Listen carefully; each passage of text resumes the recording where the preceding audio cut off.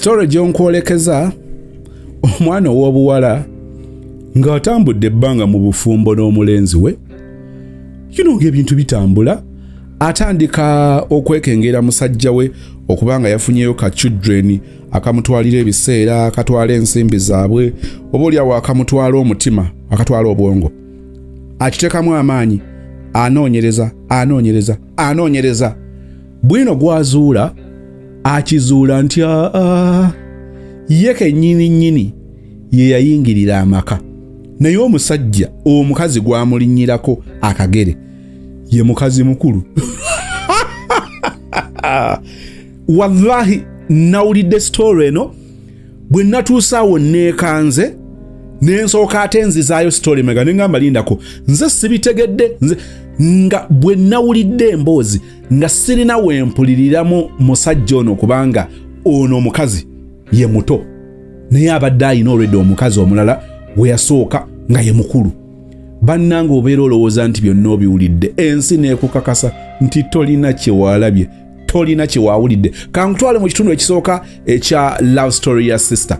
Bannange gwe omanyi kitegeeza okukeera enkya ng'obadde omanyi nti amaka ago gwe kaguje, gwe kabejja, gwe mukazi namba emu, n'okizuula luvannyuma nti oli gw'ojjonkera actually mu maka ago ye yakusookamu.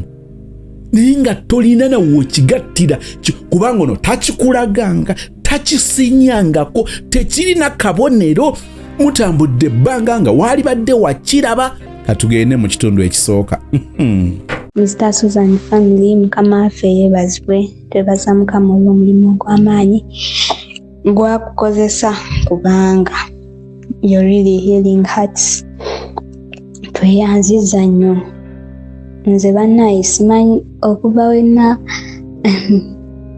tomanyi nakyonkolera, simanyi nangeri gye nnyinza kukinnyonnyola ate nze nga mmanyi siri nzekka. Kati Mr. Suzy, before nga sinnabatandika story yange kano nako kankayisewo Superman tulinze story mukwano. Tolwayo nnyo. Kati mugenda gamba abula akaana kaagale nedda njagala kumanya. Kaakati Mr. Suzy, omwaka 2020 nakulira mu family kansooke nzireko mabega. Twakula ewaka nga taataffe yatuzaala abaana 5 naye nga buli omu alina maama we. So kati akageri ke nali nti nze mukulu, bamaama bonna nabayitamu, buli omu nampisa mu ngeri gye yampisa. Taata wange yali awasa to the extent nti buli we nagendangayo nga nsangayo omukyala mulala, buli we nagenda abazaala abatazaala abamulimba abaana. So naye nga buli omu akuyisa mu ngeri gyayagala, ate nga taata wange yali tafaayo, like yali akyuka mu katikitiki k'essaawa nga leero asobola oba nga musanyufu, enkya n'aba nga akukyaye ng'alinga atakumanyi nti n'oli mwana we. Kaakati bwentyo bwe nakula, kati ate nga neeno maama wange, kuba taata wange yali teyabeerako na maama wange, nze nga ndaba. Maama wange nagenda okutandika otegeera ng'alina omwami omulala, kati nga ne taata wange bw'atuye bw'ali waawasa ono waawasa oli. Kati nentuuka ekiseera kale nga byantama nga ne taata embeera gye yali ampisaamu nga yantama. Iyo story nja kujjanjiba we. Kati nentuuka ekiseera ne mukyawa naye bambi nga maama wange asiiba ngamba oyo ye taatawo, naye nga taata wange gwe baŋŋamba byankola mbiraba go ge mazima. Abaana tubeera tulaba ekiba kigenda mu maaso, tosobola kumenya muzadde nti nno onkyayisizza abaana. Kati olw'embeera gye nakuliramu neesuubiza, ate neeno bba wa maama wange bannaye naye yali mukambwe, ng'omwami ayomba ng'abaana ewaka, omwana eyaliwo omuto ng'abeera ngamba lwaki togenda ewa kitaawo, wano si wammwe, embeera bw'etyo.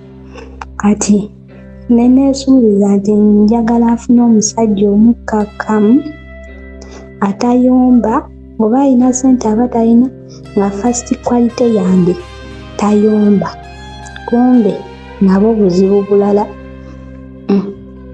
kati bwentyo munnange nga nsoma namala okusoma mu 2019 nga ntola senior 6 kati 2020 nenyingira field y'okkola namalako okusoma nga sideetinze nga situndudde ku vanilla twamala mu 2019 nemala 2021 nga ndi the same thing kati 2020 kati 2021 nga atuuka mu 2021 nenfuna omulenzi kati mu kufuna omulenzi Stasozi nendaba nga ayitinze jackpot banengoma ezimukaka mumanyi kye nasabiriranga nga tayomba nga buli kimu akikwata mpola naye before nafunako ko boyfriend bambi naye tewali kye twakomanga mu kumiitinga nga tutuula ne tunyumya agenda ebye n'engenda ebyange ereyo baklanti baffe abalungi Lembero Properties tubaleetedde eka 1 ku Mityana Road we bayita Ettanda otambulawo okuva ku main oba n'olinyawo ka boda kanusu 10 ndowooza mugiraba bulungi kuliko already emiti osobola otandiki kuliko emiti kuliko ebimuli kuliko n'ennyumba eri simple ettaka liri flat bulungi osobola okukolerako buli kimu ky'oyagala emiti giigyo n'oba ogamba nti ogenda kuzimba compound already yiiyo mulimu ebimuli ekemu ku $4,000,000 kyapa mu ngalo kyapa ku mmeeza eka y'ettaka yiiyo eri flat bulungi neighborhood mugiraba amasanyalaze we gali n'amazzi nga tutuula ne tunyumya agenda ebye n'engenda ebyange ereyo bambi ye yasooka n'okumbulira smartphone gye nasooka okukwata mu bulamu smartphone ye yasooka ogingulira kati ono munnange we yajja ng'olwo twawukanye n'oli kati we yajja nga ndaba nfunye malayika y'oku nsi gye nasabiriranga ng'omusajja alina keya Mr. Zozi nga sijula nali nkola yansanga ku mulimu nga ye kasitoma nga sijula nga ndabirira kati ebbanga nga litambula tubeerawo kati lumu omulimu gwe nali nkolera nga batuggalamu oba bosi waffe yali afunye embuzibu kisimanyi nga batuggalamu kati mu kutuggala nga nkubira oyo omulenzi kati taata wa mwana wange nno nga mukubira nga mugamba lendi free nsobo njagala kujjako owuwo ndabeko woobeera kati nga ngamba waka wembeera tubeerawo abantu 3 tosobola kujja kunze kaali nga ngamba naye tusobola okugenda ewaffe konze kati akageri ke nali nga sirina byakola nga nzikiriza nga tugenda ewaabwe kati bwe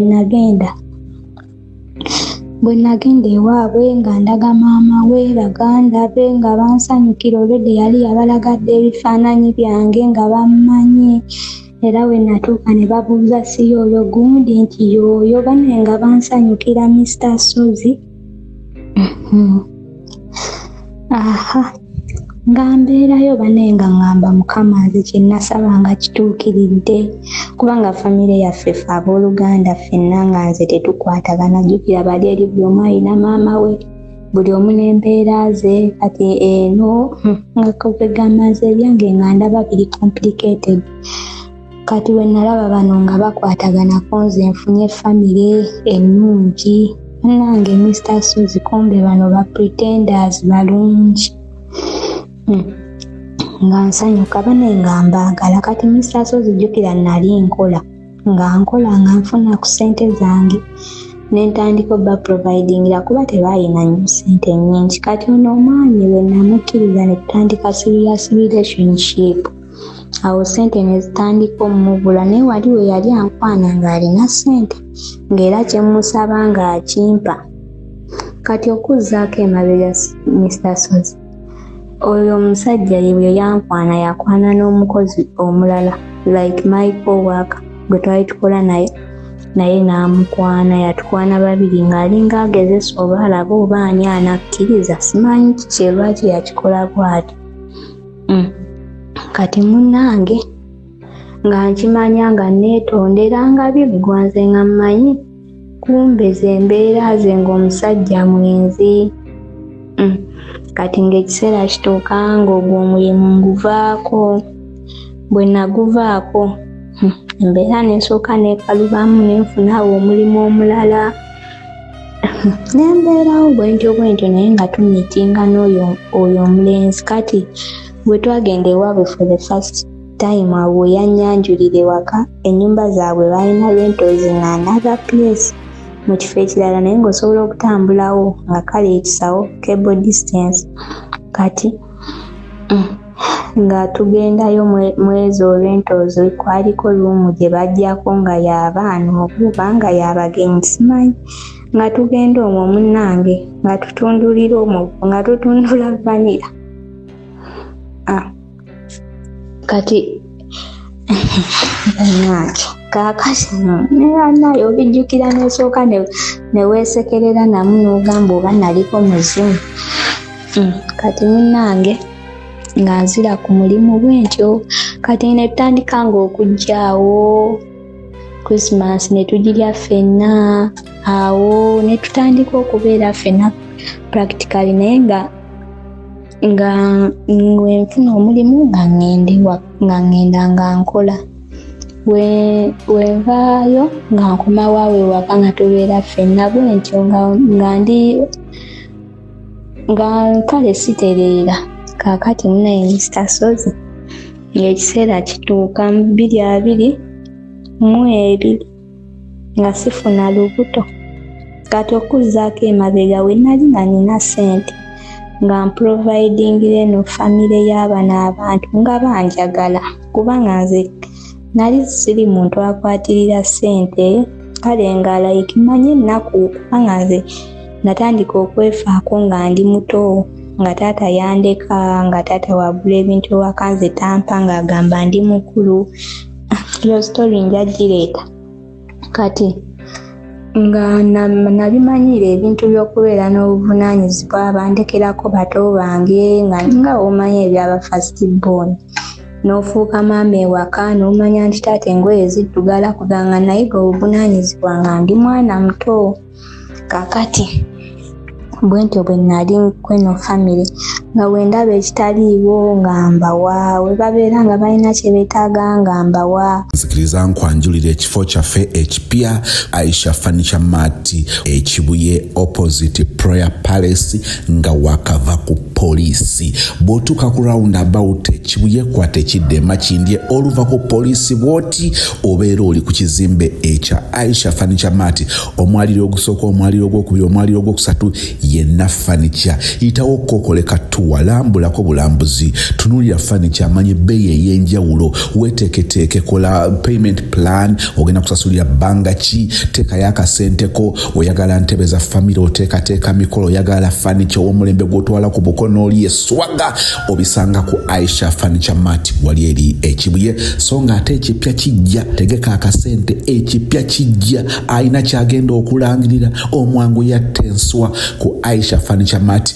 Namba ogiraba ku screen eriemu yokka, mukubireko akwereza ebifaananyi, ronda furniture obeere ng'otwala ekibajje kyo.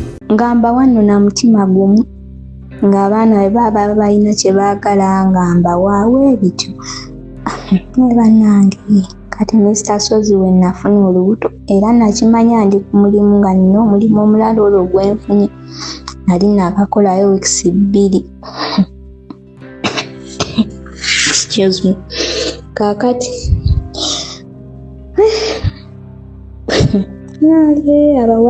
abawala abasajja temutwagala. Mr. Sozi abasajja temutwagalangako. Kaakati kaakati munnange nze kasooke neesekerere.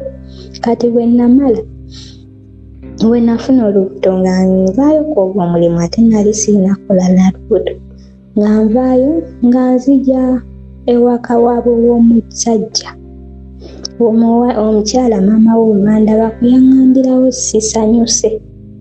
Naye ne ŋŋamba olwedde n'olubuto olwo we nalufunira nali ndwagala go ge mazima nali nsazeewo nga njagala nzaale nzije ebweru nga ndaba emirimu gye Uganda nkola, ssente z'okola ng'ozikozesa nga w'omanyi emirimu nga waakava ku ssomero.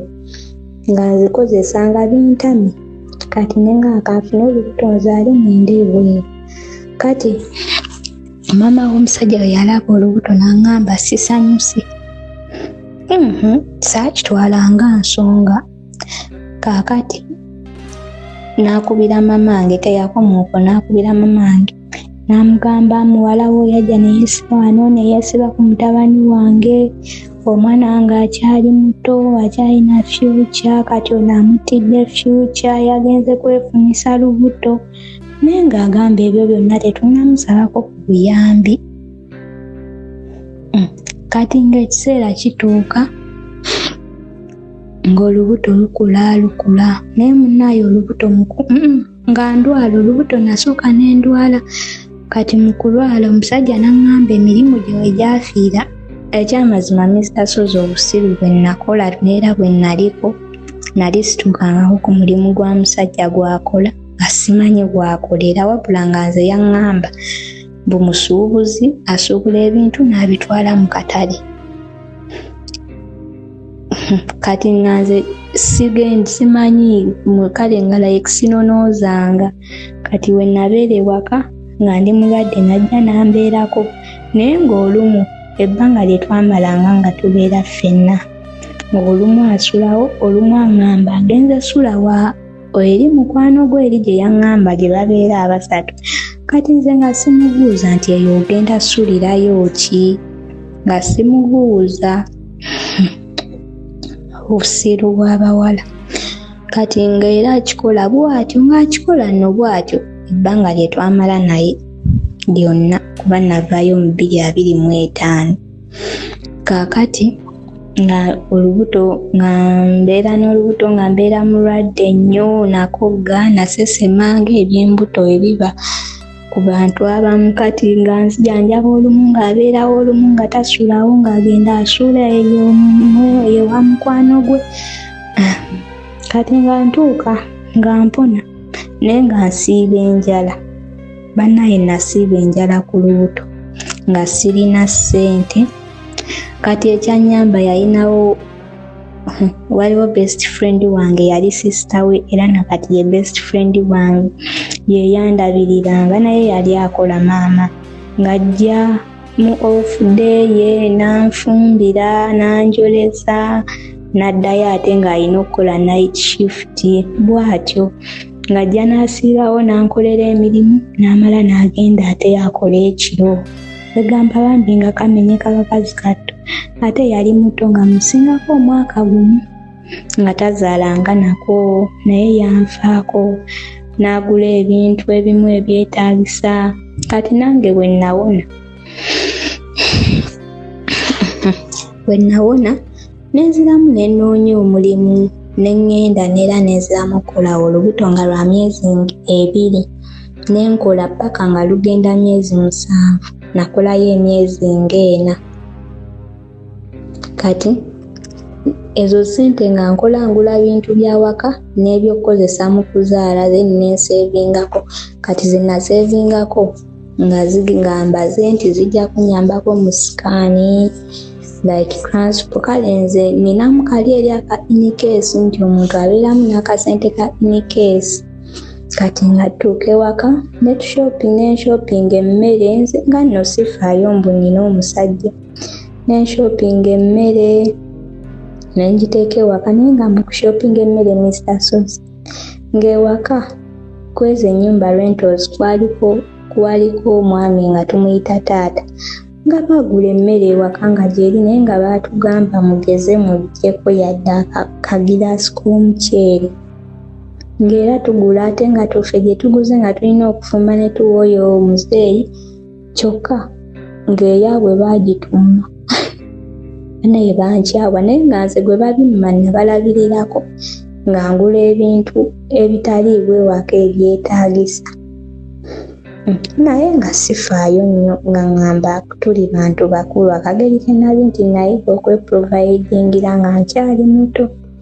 Kati Mr. Sozi nange nga nkolvaayo eri nga nzija ntuula, kati mu kutuula wano kwegyo emyezi gy'olubuto nga ntandika okugenda mu ddwaliro okunywa eddagala Fantinento. Kati nga ntuuka nga ntuula, kati olwo mu kutuula wano kwegyo emyezi gy'olubuto nga ntandika okugenda mu ddwaliro okunywa eddagala Fantinento. Nga ntandika okugenda mu ddwaliro okunywa eddagala Fantinento. Nga ntandika okugenda mu ddwaliro okunywa eddagala Fantinento. kati ezantimento omusajja zonna twagenda naye bambi yamperekeranga naye nga tugenda tutambuza ebigere ng'akulaga talinamu wadde 10 oba yali talina ze saamanyanga Mr. Sozi saamanyanga nga mutambuza ebigere kati omulundi ogwasooka namugamba tugende mu ddwaliro mperekereko nti kaali nga ngamba tugende ne mubuuza ssente ziri wako yeezaaki bya ssente ne mubuuza omanyi nti ne mugamba kati bwe batusaba sikaani nangamba wabula nze sirina wadde 10 kati akageri kekyali nti nali naakava ku mulimu ne mugamba ne ngamba kaali ne nkwata ssente zange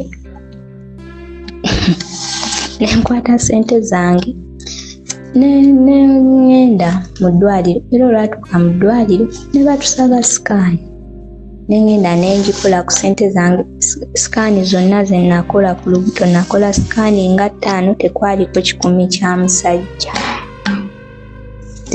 10 kya musajja wabula baganda bange nze abo abalenzi abo badde saagala boge abo baganda bange abo benasanga oyo omwami mamange gwe yafumbirwa banfaako nga muganda waabwe muto waabwe ng'era bankubira ne baŋŋamba oli bulungi ye gwe akageri kati kootakyakola olabika oli mwavu kankusindikireyo ku ssente nga bansindikira bambi bataata beebale banfaako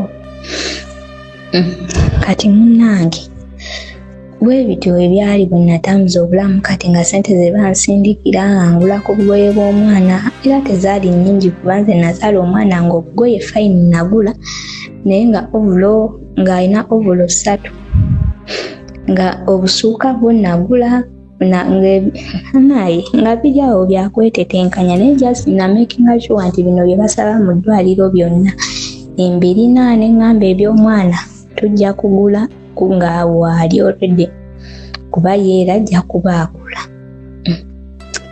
bwe kityo bwe kyali Mr. Sozi nga tugula ebintu twabigula n'oyo best friend wange nga yayiiya nti kati oba tugule kino kati tugule kino naye ng'omusajja oyinza okugamba mwana muto nga ne w'omusaba n'omugamba nno kino ng'olina okiyimba n'amala ate n'akugamba oyimba nnyo kyokka nga bya mwana ate nga bw'okirwako ng'akugamba lwaki tewanzijukiza kwegamba nze ne bituuka ne bintama kuba olwedde nali saabimanyiira kaakati Mr. Sozi ng'ekiseera kituuka eky'okuzaala before kuzaala olubuto lwafuna complications kati we twagenda mu ddwaliro eryo gye nalinywera eddagala ne batransferinga ku ddwaliro eddala kati n'eryo eddwaliro eddala ne baŋŋamba omwana wa kusala nga ndi wa kulongoosa era bampa buwideeti ne bampa n'empiso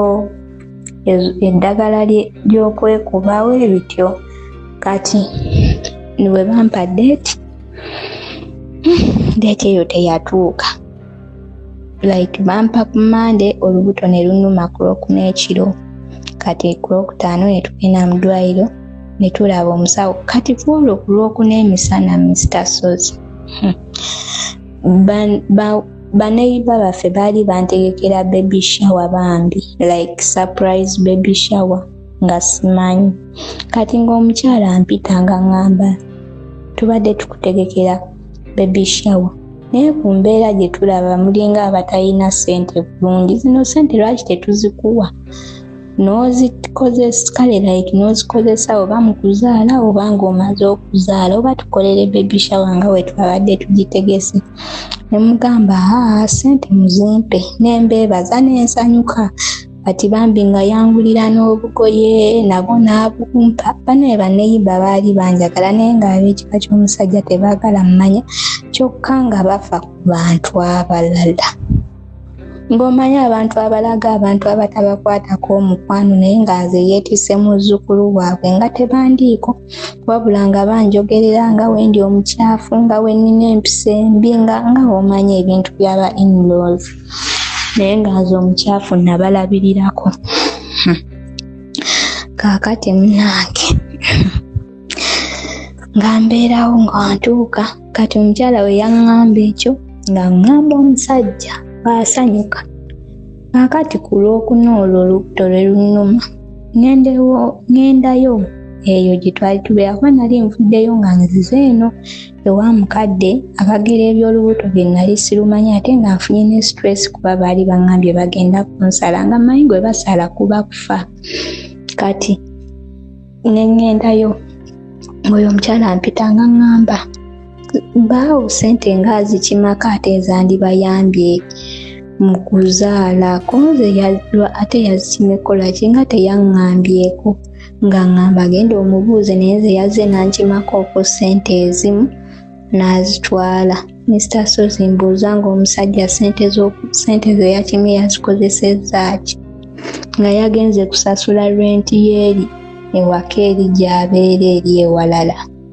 Kyokka nga mazima tetulina ssente nga n'ezo ssente zennyini tezimala kukavaringa medical expenses. Kati omusajja we namunenyaako yansukuma naye saabu yansindika nali kabalazaabulu nenvaayo nenzika wansi nanyombesa naŋŋamba lwaki mubuuza nno ku ssente ezitali zibye ssente z'abantu ze baasonda.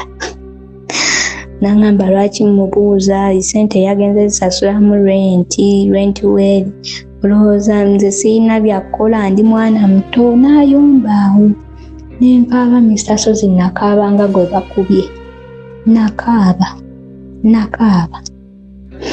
nentambula. Kati oyo best friend wange bambi nga nsirisa naye nga nsirika nakaaba ng'omwana omuto. Ne bamperekerera yagenda ewaka n'ayomba ne maama we, maama ekyo kitabani kyo ng'olwo takyali muganda we, kitabani kyo kikaabya omwana wa bendi kyokka kye kirina empisa embi.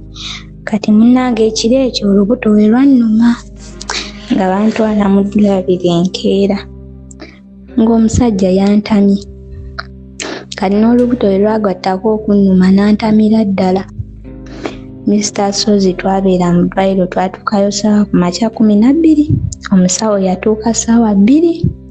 Oyo yatuuka nga ŋŋendayo okunkebera yanzijjako bujja kipalaati nga ŋŋamba noonya ssente twanguwe tukusale.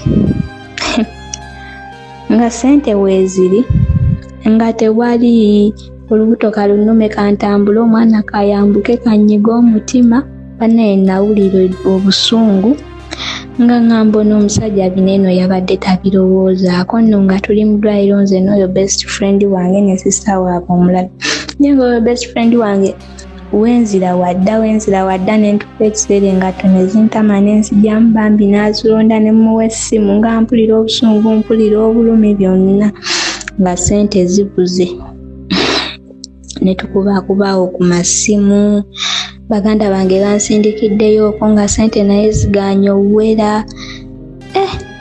Mr. Sozi oba okuzaala tusooke nga twetegekera emergencies nze simanyi. Kati nga ssente tutuuka nga tusonda nno zaali mmeka 32,000 naye nga zigaanye okuwera 32 ez'okulongoosa then n'eddagala lya 13,000 lwafuli gye 45,000 nga zitubuze. Kati nga eddagala lyo nga tuligula nga libeerayo w'omusawo. Kati nga ssente tumala tufunako 26,000. Bwe twafunako 26,000 nga bantwala ng'omusawo akkiriza nga bannongoosa lwaggulo ssaawa 12 nga zigenda namwemu. Kama yannyamba omwana wange baamuggyayo ng'ali safe ng'ali bulungi era tebaamuteekako yadde kakkanula. Nga tubeerayo mu ddwaliro nange then obuyambi bwamalawo ne bujja oba bwajja butya kubanga nze nali sikyategeera. Naye medical like ebintu by'eddwaliro byonna twabisasula bulungi n'eddagala nalifuna bulungi. Ng'okuzaala nga mmala nga tuvaayo mu ddwaliro. We navaayo famire y'omusajja yonna yansulako mu ddwaliro. Era olunaku lwe nazaala bansulako abantu 5 baganda be bonna bajja. We nava mu ddwaliro ne tudda ewaka tewali yajja kundaba kulaba mbeera ki gye ndimu. kati nembeerayo ndiyo no best friend wange tazaalangako ebyabaana nga tetubimanyi. Bino bye bagamba omwana bamunyiga mu kyogero ffe nga tumubikkamu bubisi nga tetubimanyi nga tebaliwo naaliwo okutulaga. Kati laba ate best friend wange waafuna omulwadde omulala yali mukwano gwa muganda we nga naye agenda azaala nemugamba agenda ate nga naye waakulongoosa n'agenda nandekawo nze ne taata w'omwana. Kati nga taata w'omwana ajjukira olumu tasulawo nno neeramu ekyo ekiseera nga tansaasira nti nooba naakazaala. Nange Mr. Suze abasajja nga tansaasira mboba naakazaala ng'era agenda n'asula eri eyo ewa mukwano gwe eyo mu nnyumba za mikwano gye. Kati nga mbeera ewaka okwekikiitana already nina ebiso okunaaza omwana banaye Mr. Suze nze era nze okuŋŋamba okuzza ku mwana simanyi nakumanya. Kaakati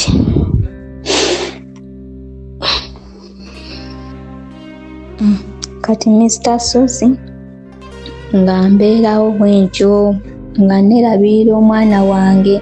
Kati omwana akageri kekyali nti nno nali simanyi byakuzaala akalira kannema. Kati akalira mu kunnema nga tekavaako kaali katandise n'obufunda. Kati maama w'omulenzi oyo akomerawo oba yali yalaga wa tewali muntu yadda kutulaba. Kati bwe yakomerawo n'ajja n'andabako n'aŋŋamba akalira kavaako konze n'eddoka kebera nga katandise obufunda n'akakolaakolako awo n'adda ewuwe.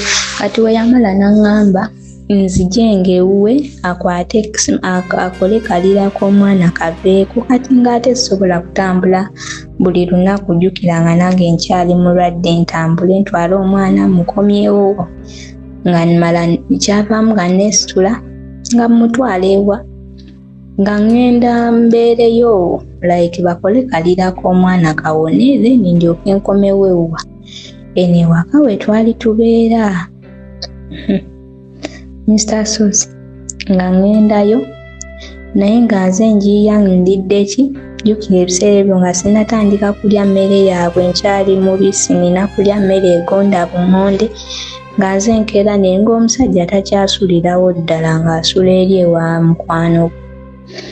Kati munnange nga mbeerawo nga nkeera n'enjoza obugoye bw'omwana nke wakawo waliwo abaana bangi naye nga tewali n'omu asobola kugamba mbu kankeera enjolezeeko omukazi nga nkeera n'enjoza obugoye bw'omwana naye nga kikiitana tolina kutama naye embeera bw'etyo.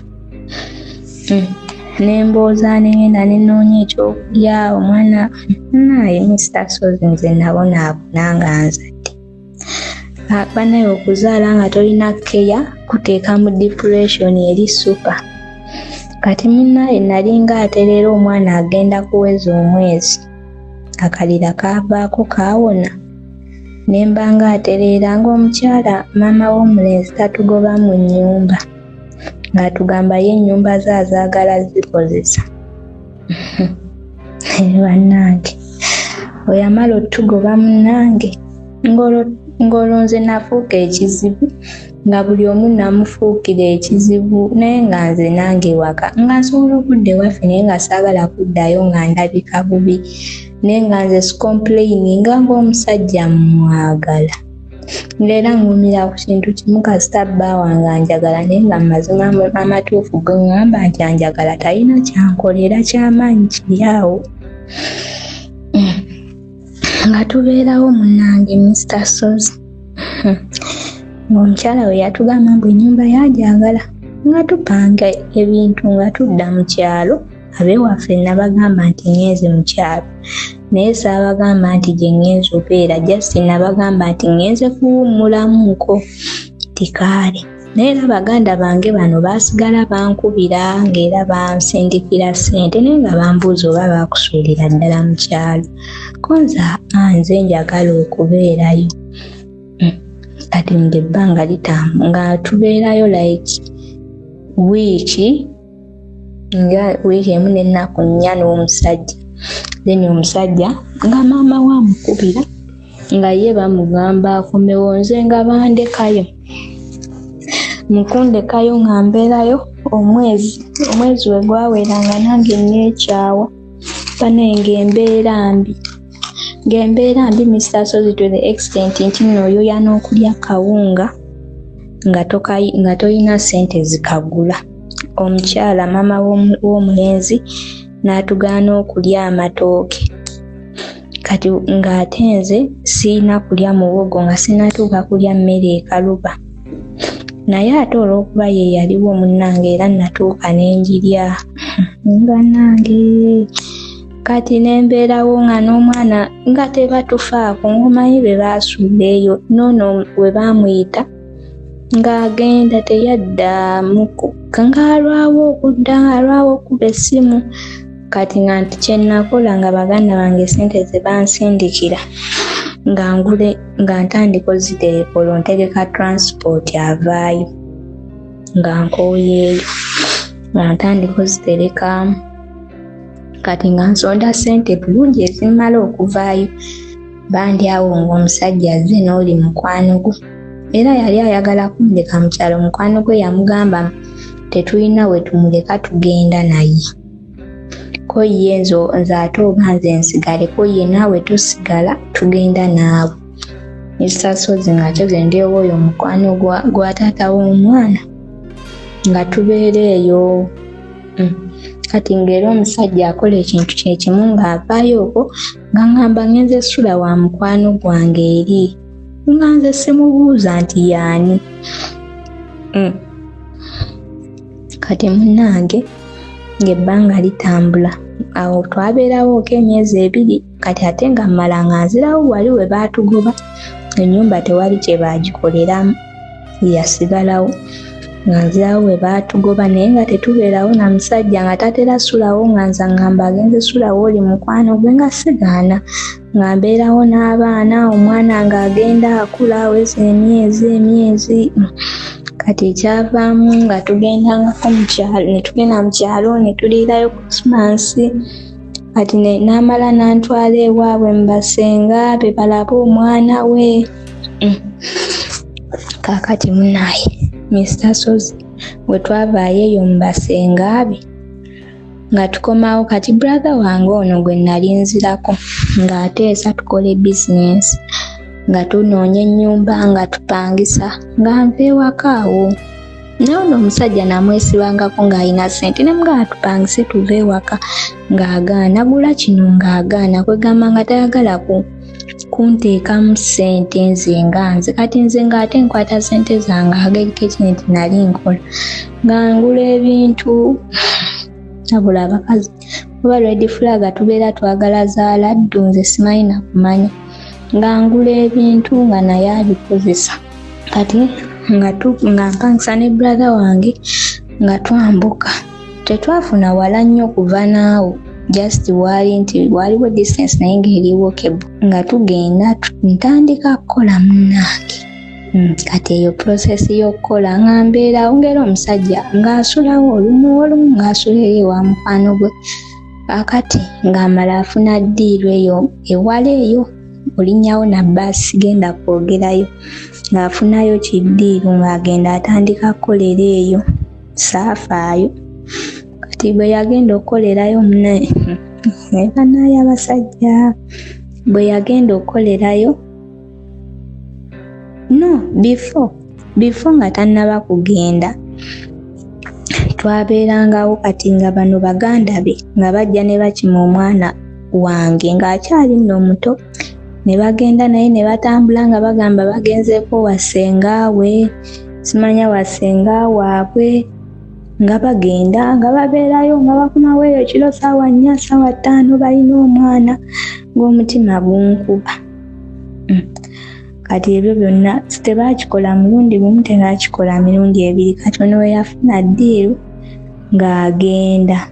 Kati bwe yagenda ng'abeerayo ebbanga, asooka abeerayo omwezi gumu, myezi 2, nga mpita ngende mukyalire nga nange ngenda. In fact nasooka musaba okumpita nga ngenda nga mukyalire. Omusajja natuukayo nga teyandaga yadde interest bw'oba munnange ndudde okumulaba wa. Omanyi omuntu atandiika okumbe neyo gye yagenze mu eryo ebbanga ly'emyezi 2 yafunyeyo dda omukazi. Kati waneeno nina kye nabuuze. Bwe twatandika okubeera naye nga mukwata n'obumesegi Eva ng'abeerayo n'omuwala omupya. Saamanya oba beegattanga, saamanya kuba saalondoolanga. Kaakati ono ye namanya n'omuwala ne mumanya. Omuwala nga mmanyi, omusajja n'asobola okuttisa mu by'okusaaga. Ng'omuwala atunyumya ng'asitula omwana wange naye ate nga mukazi wa bba wange. Naye ng'omusajja taŋŋamba n'omuwala nga talaga nti nooba waliwo. Ne batuuka n'okukola appointment nga tebaninze kuba nga nze olwedde nali nzize kukyala nga nzirayo nga bawulira tebasobola kigumiikiriza. Ne bakola appointment ne beemiitinga nga gyendi. Ne mbimanya nakaaba kuba nali ngumiikiriza oyo omusajja nga mpise mu mbeera embi yonna nga mugumiikiriza nakaaba. We nabimanya naneetondera nebiggwa nga womanya omuntu ng'omwagaza busiru tolowooza nnyo. Kati we yaneetonderanga biggwa. Kati nga mbireka naye abasajja ti omusajja. Kati nga biggwa ng'ekiseera kituuka we nabimanya nga nvaayo ng'akomawo ewa best friend we nkuba naye gye yali abeera nga gye yali agenza otandika obeera era ekyo kiddiiru ye yakimufunira. Nga nkomawo nga mbeera newa best friend wange nga mbeera era mpaka we navaayo. In fact ne we nali nvaayo oyo best friend wange ye yankolera shopping. Omusajja yali akola naye talina kintu kyonna kye yangulira okuggyako okumpa transport. Oyo best friend wange nangulirayo ovulo bw'omwana, nangulirayo bambi obugoye, banaye yali anjagala nakati anjagala. Mr. Sozi nga nkomawo mu Kampala nga nvaayo eyo. Kati we nakomawo naye ne wayitawo ebbanga naye najja okutulabako. Kati mu kujja otulabako banaye nga nsanyuka. Yatuuka ku makya yalinnya kiro n'atuuka ku makya olw'olugendo. Omala egundi olunaku like 12 hours mu kkubo wosimbula 12 eri otuuka eno 10. Wosimbula ez'olweggulo 12 otuuka 12 ez'okumakya eno mu tawuni. Kati ng'atuuka ku makya nga nsanyuka, mufumbidde kyayi, mufumbidde emmere, aliddeko awo ekyemisana ng'amala atambula ng'agenda. Kati mu kugenda nfumba ekyeggulo nze naneekejja. Mr. Sozi omusajja ng'abeerayo saawa yali tanywa mwenge ng'abeerayo saawa 2, saawa 3, saawa 4, 5, 6 nga nkuba essimu ku saawa 6 nga mubuuza oliwa. Nga munasooka ne mukubira ye nga takwata. Kati nga yaŋŋambye yagenze mu bamikwano waliwo mikwano gyaffe nga mukubirako nga mubuuza gundi ali eyo nti nga yavuddewo wano dda. Yavuddewo saawa nga 3:30 kyokka nkubye ku saawa 6. Kati ng'ate obwedda mukubira takwata. Kati bwe namukubira n'amala n'akwata ne mugamba oliwa, n'aŋŋamba obuuza okola ekikunze nange kale gy'olisuulirayo ddala mu busungu ko ye kaali. Kati nga wayitawo ebbanga ziwera 7 nga mubuuza togenda kudda nedda nga mukubira nga takwata ssimu nga nziramu nga nkubira oyo omuwala nga mubuuza yakomyewo kuya ate yakomyewo nze mukubireko manye waali.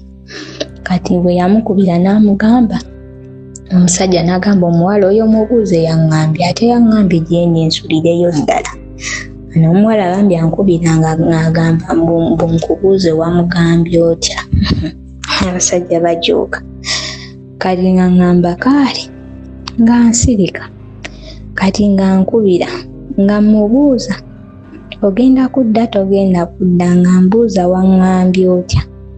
Ne mugamba ondagidde ddala nti nno olina gy'osobola ossula kunze kaali.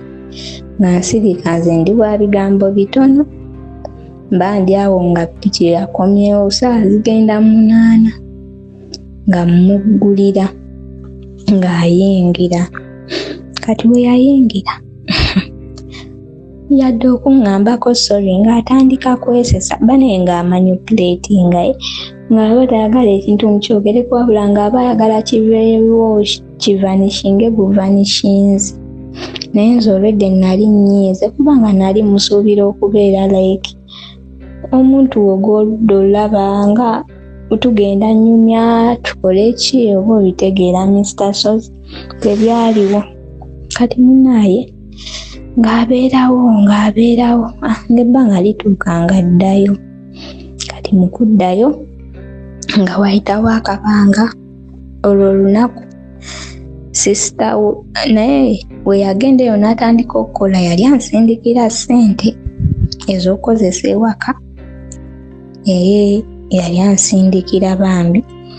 Kaakati ebiseera kati nga waliwo olunaku nga lutuuka nali ngenze na mu tawuni nga nnabye ngenze okima nga bankubira nti nno taata waafunye accident tuli Mulago. Senga nge yasooka okunkubira then ne sisita wange n'ankubira. Kati nga ngamba kaali oludi nali mu tawuni we nakomawo ewaka nga mukubira nga mugamba taata afunye accident. Musajja yanziramu n'aŋŋamba namugamba taata afunye accident mbadde nsaba ku ssente ngende mu ddwaliro. N'aŋŋamba gwe musawo bwagenda omujjanjaba tolina gy'olaga. nga mujjako ng'olomputidde obusungu. Bwe yaŋŋamba tolina gy'olaga ne mujjako.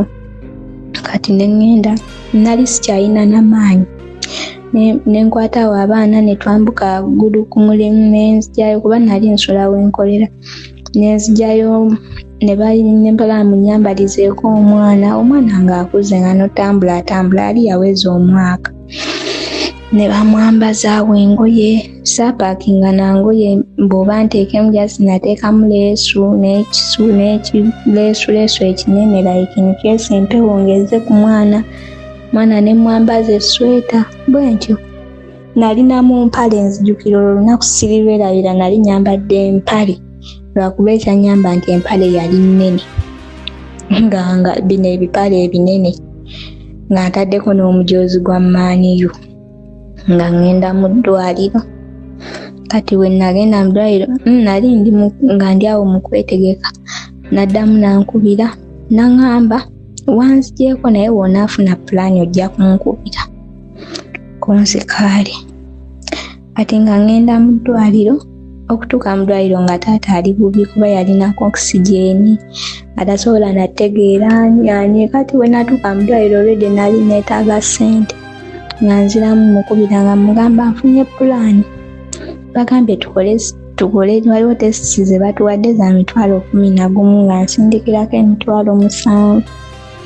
Bwe yamala ozinsindikira nga tugamba kati zino zenfunye n'abaaliwo bakyala ba taata bali be yawasaawasanga abamu ku bo baaliwo.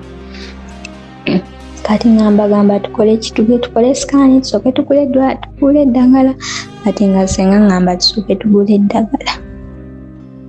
Omusajja teyaddamu kunkubira we yansindikira egya 7,000 nga nkubira abantu nga mbagamba kati olutandisa oteesa obudde buzibye nina omwana. Taata yalinayo essekawere nga mukazi we tasobola sulawo alina omwana bebi yali wa wiiki 2. Kati nga muganda wange ali lubuto nga tuliwo kati ate nze ne ssenga nga ffe abalina osulawo nange nina omwana wa mwaka. Nene ngamba owaaye kaama nange ogenda gguma tusule mu ddwaliro naye nga saaleese nga like naze simanyi nti ngenda sula nga nze saatambudde na sweta nze nga nze omuntu nga nazze nga bwe nabadde mu ttawuni. Mr. Sozi nga tutandika tegeka ani agenda osula ku mulwadde nti ono ng'omulwadde afa nga taata wange afa. Taata nkufa nga mukubira nga mugamba taata afudde kati nga mujjako nga nkubira ne maama wange kale nga nkubira ku bantu kati ekyavaamu nga ddamu nga nkubira ekibuuzo kye yambuuza ssente obadde wazikozesezza onze ye nga ddamu ajjako essimu. Mr. Sozi omusajja teyaddamu kumukubira paka okuziika nga kuwedde teyaddamu kumukubira kumanya nti nange saddamu mukubira naye nanyiiga kyansigala ku mutima. Kati nembeerayo taata yafa already nga ndi mu mpale kati ate nesidda wange omwana wange nali simuteredde mu lugoye lulala nange kale byali awo nga biri complicated kati nga already naffe abaana taata balesere tukwatagana kati bali eri bonna nga bamama baabwe weebali nga nze ndibona muwala wange ffekka banaye nga ndaba ndiromiri nga ndinzekka. Banaye Mr. Sozi waliwo embeera ekutuukako n'ogamba mutuufu singa obaddeyo ne muganda wo wemussa ekimu nga ndi awo n'akaana kange ffekka we twekubagiza jjukira kaana kato naye nga nkasitudde nkanywezeza bwe nti ng'ennaku ennuma. Kati munaye ekyanyamba nga bambi maama w'omulenzi yajja nandeetera engoye nandeetera ku gomesi ne baleetera omwana wange ku bugoye awo nenziramu ku maanyi. Mama wange anzaala ye yajja luvannyuma era ye n'okusulawo teyasulawo nasulawo ne baneeno bamaama b'omulenzi. Kyokka ekyewuunyisa best friend wange ne taata w'omwana ne muganda baali babeera mu kitundu kyekimu naye best friend wange yasobola okujja mu kuziika omusajja teyajja taata w'omwana teyajja naye oli yasobola okugamba bambi nti kaalinnye ajje mu kuziika naye omusajja yali andaga talina budde era teyaziika but mu after kuziika nga tuvaayo baagamba nti nno simanya bakima omwana ebyo ebyokukima eby'Abaganda yasindika ssente ne bakola buli kimu ekyali kyetaagisa ne bagula ne bangulira gomesi ebyo ne banaabikola ne biggwa nga tuvaayo mu kuziika era twaziika leero ne nvaayo enkeera kuba nali siina gwensi like family members nali sibamanyi jjukira ffe baali tebatutwala mu byalo paati ndigibawa eyo story ndigibawa nga tebatutwala mu byalo ffe simanyi nsonga lwaki taata waffe yali tatutwala mu byalo kati nga aba family members sibamanyi nti oba osobola okugira obeerako ewoono kati ng'ate bali eri baganda bange bo nga bamama baabwe weebali kati nze nenvaayo n'abo ba in-laws bange kaakati munange nga nkomawo ewaka kati kwolwo lwe twavaayo enkeera omusajja najja kati bwe yajja nambeesabeesa najja naye ng'era tebikyalina makulu kubeera namuleka n'ewaka n'engenda ewa maama wange n'engenda ewaffe nga like ndaba sirina interest naye mu ye nga ndaba sirina interest mu ye ne mulekawo n'engenda ewaffe era naye nasanga yazeeyo eri gye yali yagenda kati munnange nga biyita nga wayitawo ebbanga namugamba njagala kujja kutandika kubeera eyo ng'asooka agaana kati ng'amala akkiriza kati bwe yamala before ekyo waliwo lumu omukyala yajja ku birthday nga birthday y'omwana wange ng'aweza omwaka yakayitako like 5 days nga yagwa 5 days back kati ng'omwami ankubira nga ngamba waliwo abagenda okujjaawo baleeta birabo bya mwana bya birthday kunze kaali kati nga mbeerawo nga mmala mukubira nga mubuuza nga tebajja nga ngamba bagenze waka genda obikima ewaka Mr. Sozi nga nzikirira ewaka nga nsanga bagulidde omwana wange ebirabo nasanyuka nensanyukira mu busiru n'obutamanya nensanyuka Mr. Sozi naye abasajja babi kati bwe yagenda eyo ewala gye yagenda nga mmala mugamba nange njagala kujja nga asooka agaana kati we yamala nakkiriza nangamba oba olemeddeko kale ogenda kujja ati Mr. Sozi ngenda kudda ne Pat Tumba gambe nga ngenze eyo olaba akamanyiiro k'abasajja. Waliwo akayimba ka Chris Evans akagamba nti Mukama gye wanzijanga wala yegwe muzaddo w'ekisa ensi bwe yali ng'egaanye gwe n'oba muzaddo w'ekisa. Kayimba ako ke kamu ku buyimba bwa Chris bwenjagala ennyo. Katonda mu kutubeerera abazadde awatali bazadde kibeera bwe kiti. Abantu be waalirowoozezza nti baali kugasizza abakojja abo oba ekika kyo n'olowooza nti abantu abo abazadde bo baba oli abo be baayirawo omubiri baali badde bakubeererawo wallahi ne batakubeererawo naye nojja osinkana abazira kisa nojja osinkana abasamaliya oba abagwira nga gwe toli musamaliya ne bakubeererawo ne bakuzaala ne bakulabirira tolabanga Katonda aba akola ebikulu.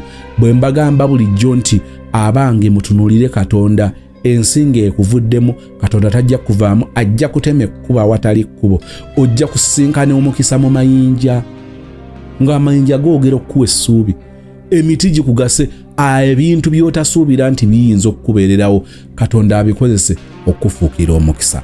Ekyo saagadde kibuusa maaso muwulidde ba step siblings bwe bamubeereramu nga bamunoonyaako nga bamufaako munnaffe mwanyinaffe munnaffe muganda waffe oli otya lwekyo tetumuzaalawo Katonda asobola okukola ebyekisa okuyita mu ngeri ez'enjawulo. Abantu abakola baby shower oba oli awo ne bridal shower osobola okusanga abantu nga basonze emiliyoni ya ssente ne bagirya nga bategekera omugole bridal shower naye nga tebatute mutawaana kutegeera ono singa miliyoni eno tugirya kyekikola amakulu ne tukuba ku kidongo ne tukuba ku vibe ne tunywa ku miyenge singa miliyoni eno tukozesezzaako emitwalo 5 ne tubaako kye tumuyamba oba munfuna ne mukola baby shower naye ng'oli alina obwetaavu obunene okusinga ku ekyo kye mugenda omukolera. Sizigaana sizivumirira naye nze ndowooza tutunuulire ekifaananyi ekinene eky'obwetaavu bw'oyo gwe twagala okusanyusa ng'agenda kusanyuka lunaku lumu. Muyinza n'okubanga omuntu omugenda mugulira ebikozesebwa kangeze mujja kugula ebyamaanyi mugule zipampa mugule obugoye bw'omwana naye nga ye asigala agamba nti obugoye bw'omwana ne bw'anaayuza obusuuka n'abumwambaza ajja kusobola okuvumirira ajja kusobola okupamba n'ayitewo singa aba alina capital singa aba alina akalimu oba muntegeera. Ebyo ebirungi ebingi bye mba mumugulidde nga mukola baby shower birungi nnyo naye abamu bawunzika n'okubitunda babitunze ng'omwana talina kyakulya. Nze ndowooza nti enebeera ensonga ennene kikye muyinza okuyamba mu mukazi munnammwe muwala munnammwe nga temumukoledde baby shower kale ne mukola baby shower nene banga yeefaananyizaako eno gye nalaba gye bakolera anaani erinnya ndyerabidde naye babono mumumanyi akola ku BBS akola ne Nantume ne Kaleera eri Ann Taylor I think eyali owa SB4 temulabanga ekyo kye baamukolera banne abakyala kyali kyamaanyi nnyo ne bamukolera business shower. Nze ndowooza nti ekisigala kikola amakulu mugenda ne mukolera omukyala ne mumutwala mu saaluuni ne bamukola make-up ne mukola keeki ne mugigula emitwalo 3 mugenda okuva nga mu spendings obukadde 3 ne wallahi nga mmwe mubulidde oli n'atuuka okusiraanira mu ddwaliro ng'asonda n'ezimujjayo mu ddwaliro ng'omusajja yamudduseeko nga mmwe mulowooza mwakola baby shower kyaggwa talina kyabagamba, wallahi nga mmwe mwazirya. N'atandika okutunda ku bino bye mwamuwa nga bimuyamba kitono singa mwatunuulira ekifaananyi ekinene ekyo saagadde nkibuuse amaaso kiyite buyisi. Abaami, mukazi we agenda okuzaala naye akasente konna konna okateeka mu birala. Okimanyi nti waliwo lw'oguma n'ogamba nti landiroodi kaatubanje nzija omukazi mu ddwaliro? Abaami, kino kitusuula ate mbabuulira wano kankinyweze. Omukyala buli lwajjukira omwana oyo gwe yazaala n'engeri gye yamuzaalamu nga weesuulidde ogwa naggamba okuggyako Katonda ng'akuyambye buyambi mu maaso n'okikwata n'omunaazaako ennaku, bwebwo obulumi abakazi bwe bateerabira. Olaba omukazi oba gwe omuvunaanyizibwa ku lubuto nga w'oli mu ddwaliro naye ng'alinawo obutonotono bwakusuulakaawo. Maama gwe oli awo oli ku ssimu. Gwe omukazi obeera mu ddwaliro nga olubuto lumuluma agenda kuzaala n'akulaba ng'olinga akyatinga ku ssimu ne kimunyiiza nga kyongera kubisa. Kyandyongedde kubisa nno sentimita zikendeere nga zeeyongera kwesiba bwesibi. N'akutunira bwali n'agamba era kyokka ng'omufaako mu ddwaliro w'oli buli kimu ekikozesebwa mu kiguze naye ng'alaba tokkirizibwa kubeera ku ssimu ng'oyogera era agamba maama oli n'abakazi bamwogera. Wanfunyisa olubuto wamala wansiraanya ndi wano nfamu obulumi naye nga ne gw'obadde bambi ne b'oyogera nabo oyogera ku baleeta ebyo ebibulayo okujja mu ddwaliro omukyala basobole okuba nga bamulongoosa oba omukyala ng'azaala. Nkugambe naffe batuyisaamu eggaali ng'oli awo ng'oli ku mazzi onywa. Bannange ndowooza ebisa by'abakazi singa ffe twali tulumwa anze ngenda okuvaayo nga Sebaana ngireseeyo mugamba nti ate ono nnangira bugumba nti saakuzaalira omwana wuuyo nkoma ku oyo. Kubanga tubalaba bye muyitamu omukazi akulaba ng'onywa ka juisi nga yeebisa wali bimuluma. Maama oli ku juisi onywa nze ndi wano mbonaabona na mwana wo wabula abasajja muli bazibu ng'omubeererawo naye ng'ebisa bimukutta obwongo takyategeera. Kati ate bw'ajjukira omwana oyo bwe yamuluma ng'omusajja essimu yali yaziggyako ne bw'abanga alabye oba essimu nga kweziri bw'alaba ku status z'omusajja atimba bawala balala bali mu zibbathidde motoka za mpaka bagenze mu kigwo bagenze mu kivulu nga ye munnanga alyena abonaabona omwana talina n'ekipiira ekigenda okukozesebwa ne pamba bakotoni naye yennyini taliiwo akwerabira.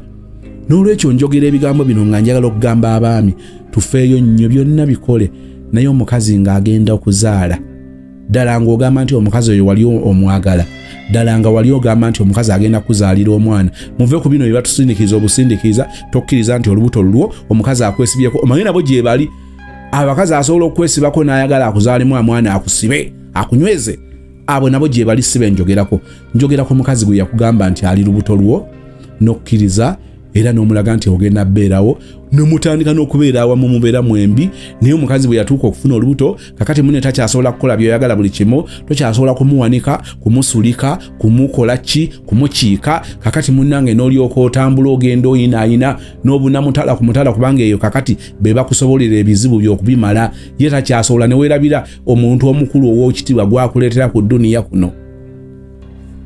Abakazi batera okusonyiwa naye ebyo balema okusonyiwa. N'alaba abakazi banne wali nga abasajja babasiisiriza ku migongo. Musajja akaayana bukanya agamba nti nze mukazi wange njala kuyingira ne mu theatre, nze mukazi wange njala kuyingira ne mu Labour Ward. Mujje mumbuuze nze yali abaddeyo okwo mu Labour Ward. Gumusawo ga musawo n'omwana siwo n'omwana wange mundeke mbeerewo n'ogoba buli omu nga kati buli omu adde ewaabwe kino tujja kyemalira. Naye omukazi atunuulira abakazi banne nga abasajja babaleetera amajaani mukyala tutambuleko kaka twambukeko tukirye sweetheart darling mama queen black queen african woman mama africa n'alyoka abiwulira nga babimuyita n'alyoka alowooza embwe yamufunyisa olubuto amangu ageebambwa bw'alyoza nga kati eri yeezunga nga mizozi eri eyo ey'enjeera etabaala mutala ku mutala ofubanga nnyo n'obeera ng'omukazi omubeereramu akuzaalira omwana.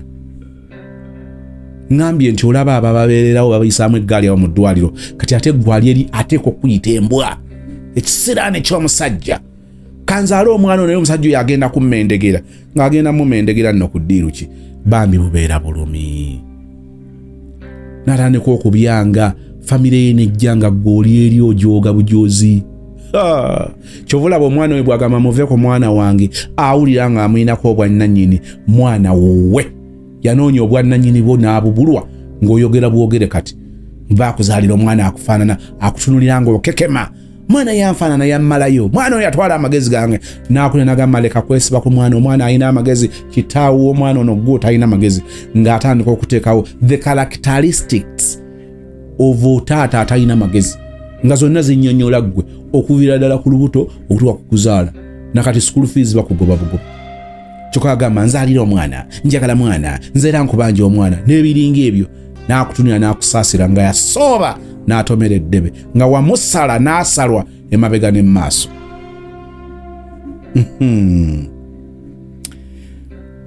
Olumya munno naye nga toyagala kibenga ekirabwa, kibenga ekyogerwako, kiyite buyisi. It is unfair to men and women, girls and boys. Okulumya munno n'oyagala kiyite buyisi, ekyo naawe kiveeko, ekyo naawe tukyerabire, tutunulire eby'omu maaso. It is so unfair, so unfair.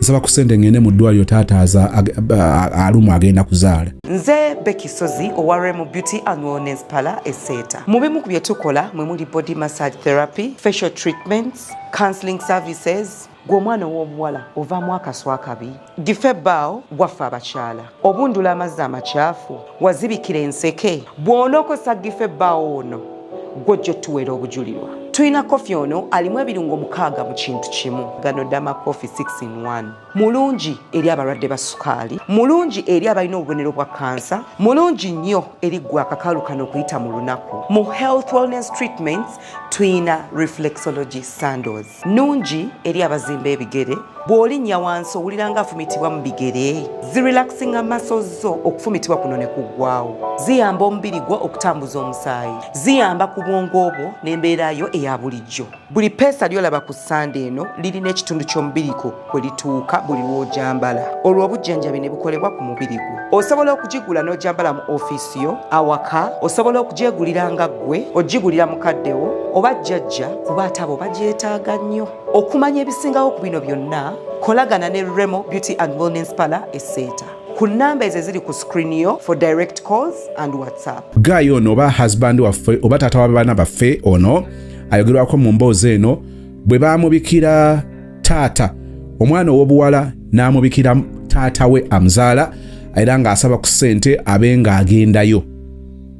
Kyava amugamba nti gw'ogendayo oli musawo, oli musawo.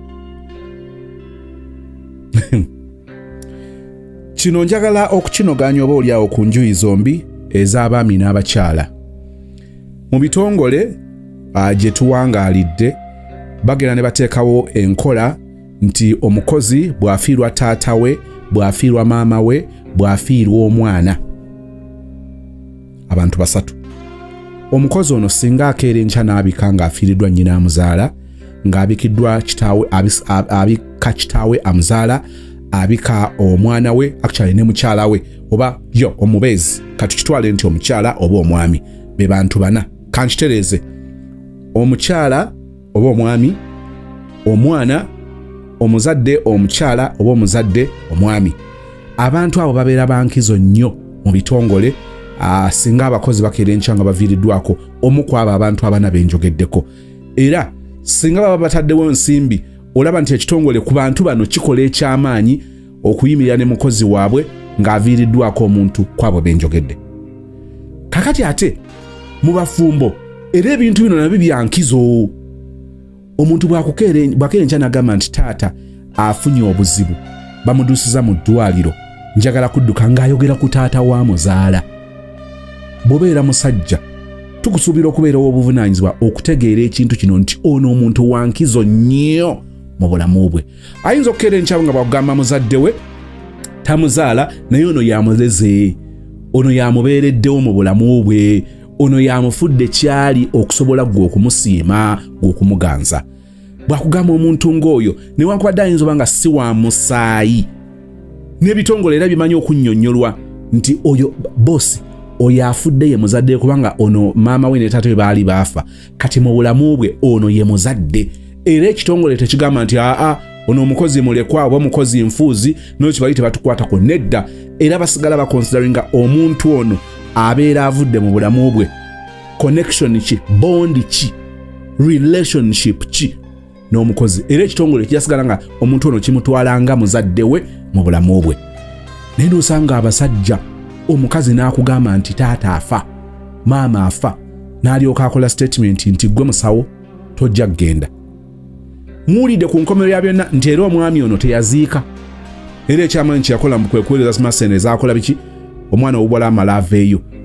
Abooluganda waliwo ekintu munno kyayinza okukola n'olumwa nga kiyinza okumubeerera ekizibu okugjawo ekintu ekyo akitereeza.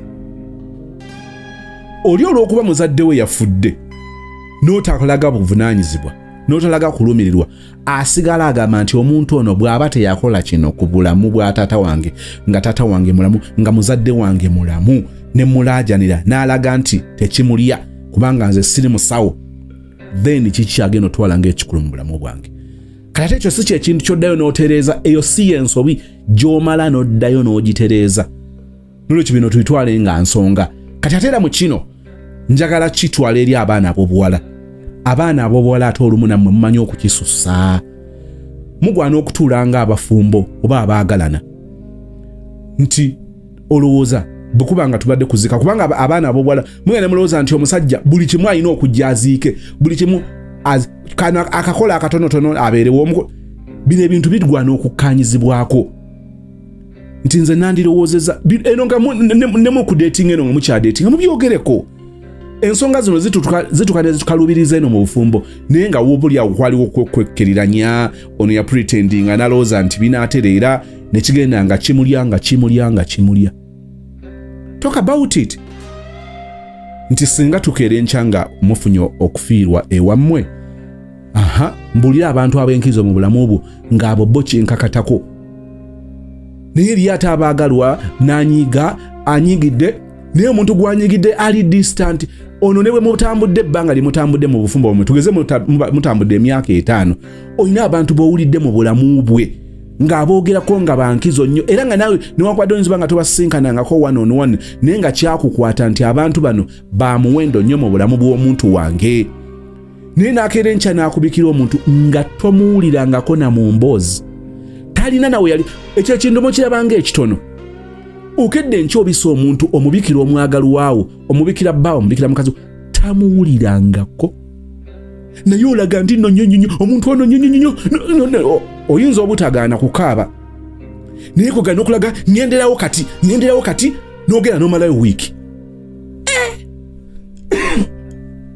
Naye ng'omuntu gw'obise tawulirwanga nako mu mboozi, ng'onagwa mukazi oyo yaani, ate nga sigamba nti toli close n'abantu be oba na famire ye, ng'oli muntu afaayo nnyo ogenda ne maama ku mbaga zembaddeko, kukwanjira okubaddeyo, kukuziika okubadde, ono omuntu gwayogerako gwe sirabanga nako, kati olwale gwalaga nnyo nti wa muwendo nnyo mu bulamu bwe nnyo, oba kyenjogera okigatta.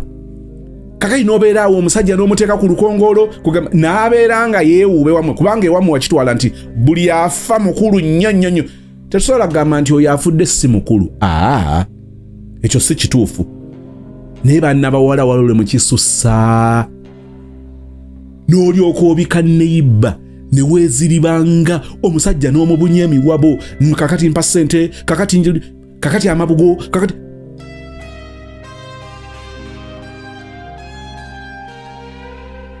Mugwana okutuula ebintu bino mubyogereko, nti kubanga ayinza n'okuba nga abadde neiba, naye nga neiba oyo kumpi yali muzadde, ekyo nakyo kirala. Naye nze nkugambye nti ogenza okwogera gw'oyita neiba, wallahi mu mboozi zammwe tamuwulirangako. So nga ate oli asobola obba neiba naga neiba bane neiba ye ali atya, nga neriya bamukazaako lya neiba ali atya bannange mundabire. Munange mbadde nkoma munange ono muwogo guno mummonde, neiba yagukuweereza munange oyo neiba ne mu mikolo oba wamulaba, kubanga omuntu oyo yafuuka wa family oba wamulaba. Kati ogamba nti mukukyala oli saamulaba, mukuwanjula saamulaba, kumbaga temuli nti mulaba video ya mikolo gyammwe, oli n'alyoka agamba nti olaba gundi osoko pozingekaawo, nonga nti kumbaga yaliko nti teyaliko. yali bweru wa ggwanga nti yalimu mu ggwanga kukwanjula bwe nfiiri naye n'osigala ng'oyagala munnaabo era ebyo ebintu bitabula abaagalana ate nga mubirabanga ebyokusaaga ne mubeera mu kwekkiriranya ono munnaffe n'anyigizibwa nange ne bannange ono naye waakajanja obuya bwakuwunzise waakajanja n'obeera ng'otinka abakulu abato abajjwa kakati n'omupakasi yali abakolera kakati naye nga sibamanyi sibawuliranga nako toboogeranga nako mu mboozi oboogedde gwe gusooka gwe gusemba naye ng'olaga nti abantu abo mu bulamu bwo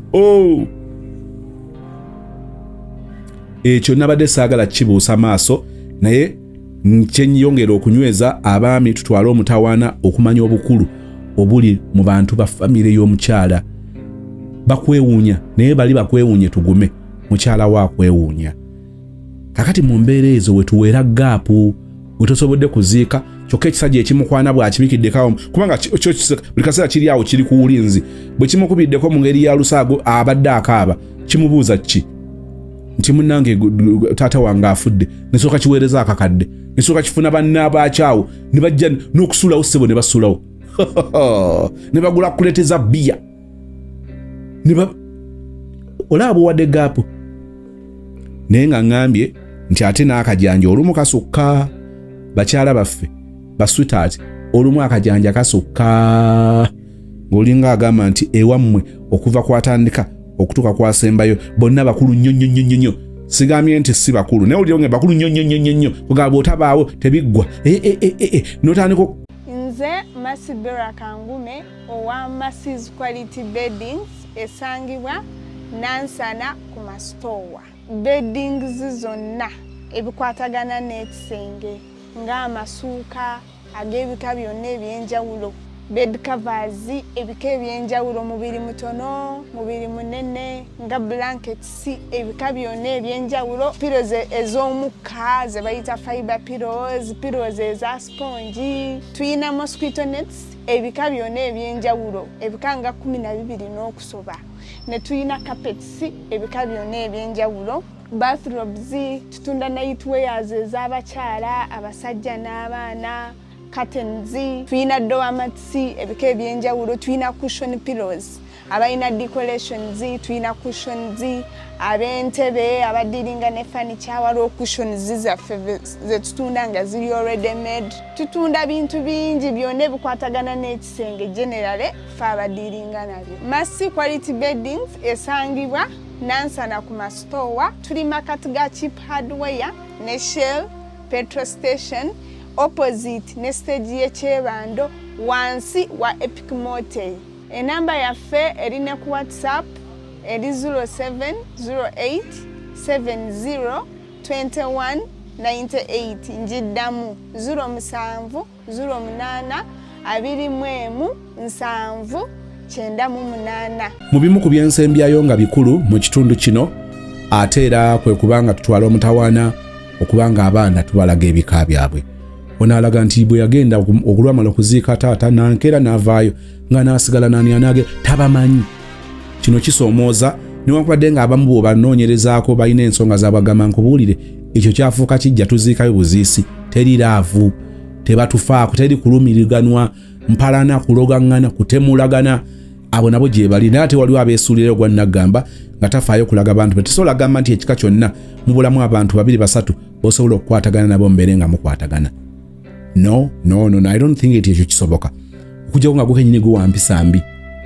Naye wayinza okubeera ne ku bukojja, ne ku kika, ne mu mikwano. Ngambye nti eriyo asobola okugamba nti nze ensonga bwe nzikuwa ekika kyange nasalawo nkyetegula ekyo kirala. Batwaleyo mulamba. Abamu nno batuuka ne ku level egamba nti nze n'ekijja, nze nakola ekijja ekyange. Nusigala ogalaga nti ye wammwe. Tewaliwo ngeri z'olaga baana nti bali bakuwala n'oba tewaliwo nkolagana naye nga tofuddeyo bufi. Abamu empisa zibambi nga ogwana okwekebera naye nga abaana okubalaga famire, okubalaga ekika nsonga nkulu nnyo. N'ate era n'okuzimbagana. Oyinza okuba nga otya okubalaga nga tebagenda kuyambibwa kuba tolina guwayamba, tolina gw'obanja. Ekyo nakyo kibeerawo. Nsaba okkiriza ebigambo ebirala nja byogera mu kitundu ekijja okuba ekyokubiri ate era nga kyekisembayo. Story eno egenda ba ya bitundu 2. Thank you so much for watching darling. I love you. darling. Nkadde mwako. Thank you so much for watching, darling. I love you, darling.